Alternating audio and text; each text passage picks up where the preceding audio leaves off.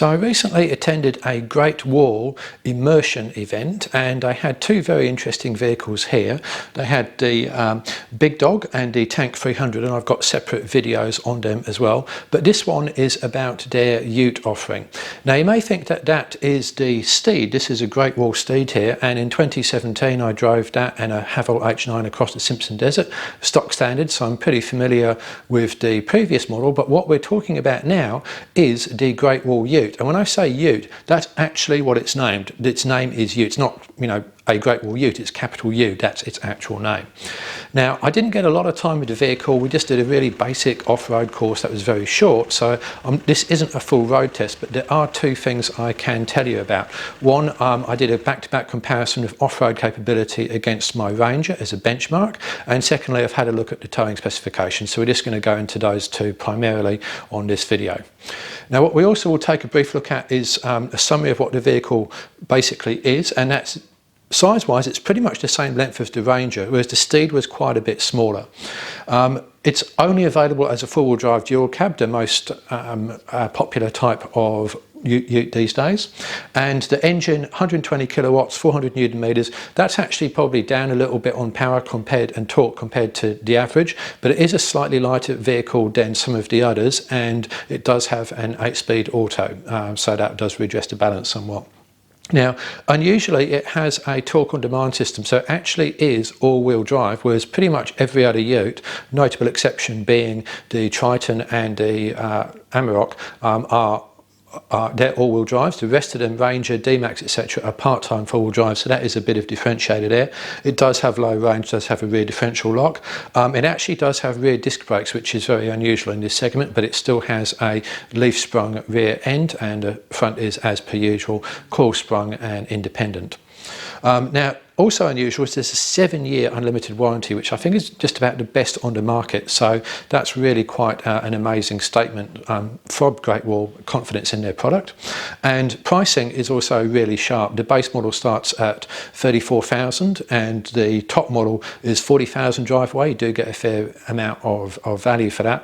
As a comparison, the Triton is kind of viewed as the budget Japanese vehicle, and its base model is more like the top end model here, so pricing's really, really sharp on that.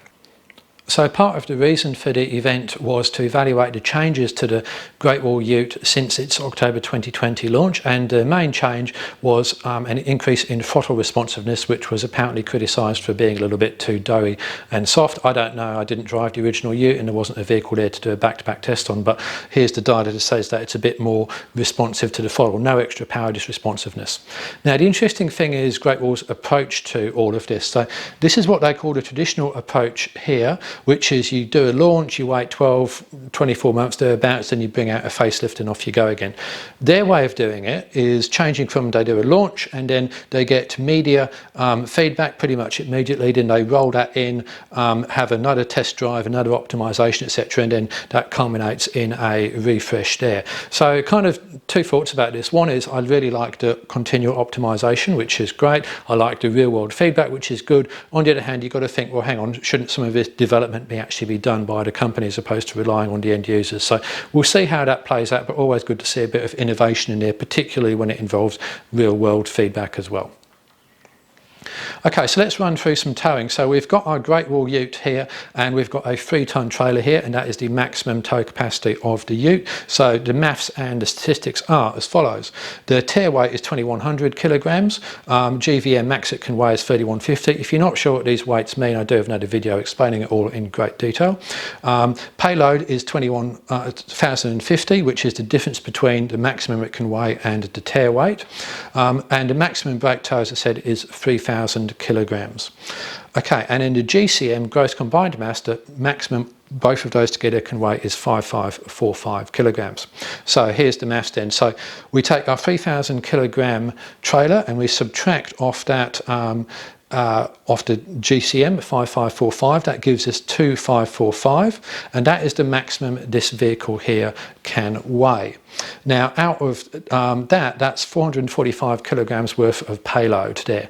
Now What about the tow ball mass, I hear you ask? Well, we can actually add that on to this vehicle, and because the payload's around about 1,000 kilograms, we're only using 445, we could add 300 kilograms of payload onto that and still be below the 1,000 kilogram payload mark there. So anyway, the point being is that if you want to tow a 3-ton trailer with this ute, then you're probably looking at around about 445 kilograms of payload as opposed to about 1,000.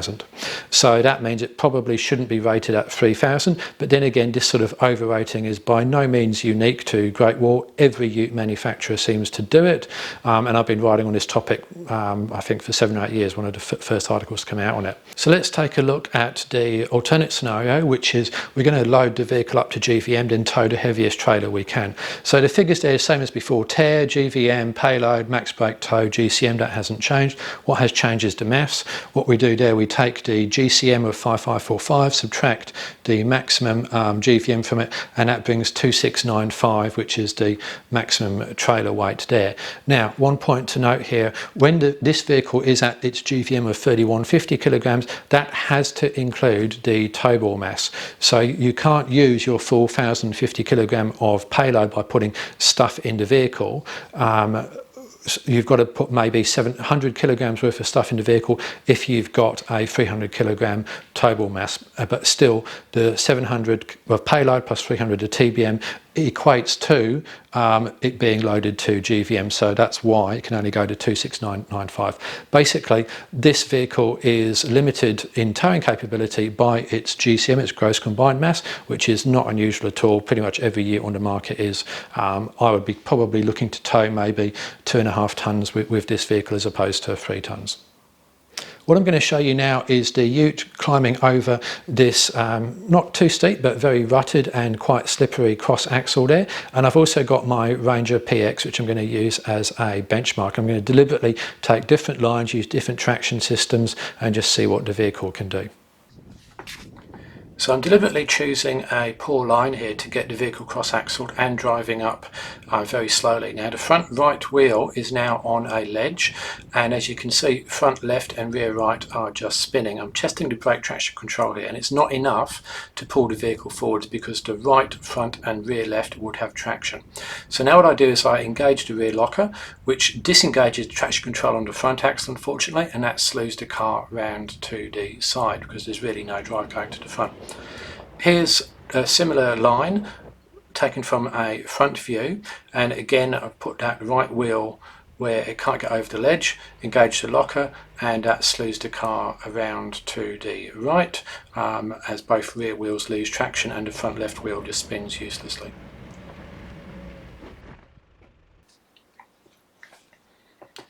So here I'm taking a different line. I'm going to avoid that initial ledge, and we'll get the vehicle past that, as you can see. So that's past the ledge. Now you can see that because it's easier, a little bit of extra throttle application and the car almost makes it up there, but that's really quite a lot of wheel spin. I didn't want to go too hard with the throttle there. So now engage the rear locker, and there is enough traction for us to be able to move forwards, and then we can continue. But then we get to this point here and the rear lock is engaged. As you can see, this needs a little bit of extra wheel spin, easing it over. I'm trying not to ding the side steps there, and I've actually just touched one, so I'm just going to back it down at this point and take a different line. Now, reversing a vehicle down something like this is actually an important test. What I'm looking for there is how good the brakes are, the steering, whether or not there's any locking of the front wheels. That means I can't get down the hill properly. So I'm taking a third line here, and this time it's the easiest line of all because I'm moving the car a little bit further out to the left to straddle that big rut which I'm coming up to now. I've got the rear locker in, and pretty much all of the drives being provided by the rear left wheel there, and this is a good test of slow speed controllability. I'm just checking that side step isn't going to actually get damaged, and it doesn't, so just continue to ease up and over, and there we get the car all the way up the hill. So just learned a little bit about the brake traction control system and the lockers in the process of that test. Okay, so here's my own car. It's a Ranger PX1. Now it's got Ford's brake traction control calibration, which is pretty ordinary. So I'm going to run it through the same line that I did Steed, and you can see that it too has trouble with the brake traction control, just spinning there. And so what I do at this point is that I just engage the rear locker, and again we get that slewing to one side. The reason you get the slewing to one side is because the vehicle is actually leaning slightly to the left, so back it down and have another try. Now, if this was a more modern vehicle, a PX3 Ranger, or certainly a Hilux, then it would have come with no problem at all. There's the lock, it's still quite not working there. It's actually quite a greasy hill, which is why the car is struggling. And of course, I'm deliberately not using enough momentum in order to make the vehicles work. So now what I'm doing is using brake traction control only. And here, I just let it pause, increase the revs, and out it comes. And that didn't seem to happen so much with the Great Wall. Increasing revs didn't seem to increase the brake traction control effectively. So to summarise, after having had a look at the Ute, again, not a complete test drive or review by any means, but a few points I think I can make at this point. One is it's a massive improvement over the Steed in every way imaginable: fit, finish, quality, capability, you name it. It is good value for money. If you look what you get, I mean, it's a nominal 3-ton towing, probably a bit less than that. It's got off-road capability, heap of features. It's value. It's definitely got some off-road capability. It's not a Hilux, wouldn't go that far, but it can certainly, I would suggest, get you to pretty much all places in Australia with a lift and tyres. Good payload, a bit below average tow due to the GCM there. Does have the advantage of constant four-wheel drive, which is a differentiator for many as well. And worth a look. Don't be quality prejudiced against the Chinese brands, because yes, they haven't been the best in the past, but they're making massive strides. These new generations really come a long way forward. So try and look at the brands with open eyes as opposed to prejudices of the past. Now, but that said, a lot of people are looking at Chinese brands going, well, you know what, I really don't want anything to do with China as a nation, irrespective of the quality of the product. And well, that's kind of a personal determination, but it is something people are starting to talk about. Anyway, I hope you found this video useful. Any questions, please drop them in the comments, and like, subscribe, share, etc. Thanks for watching.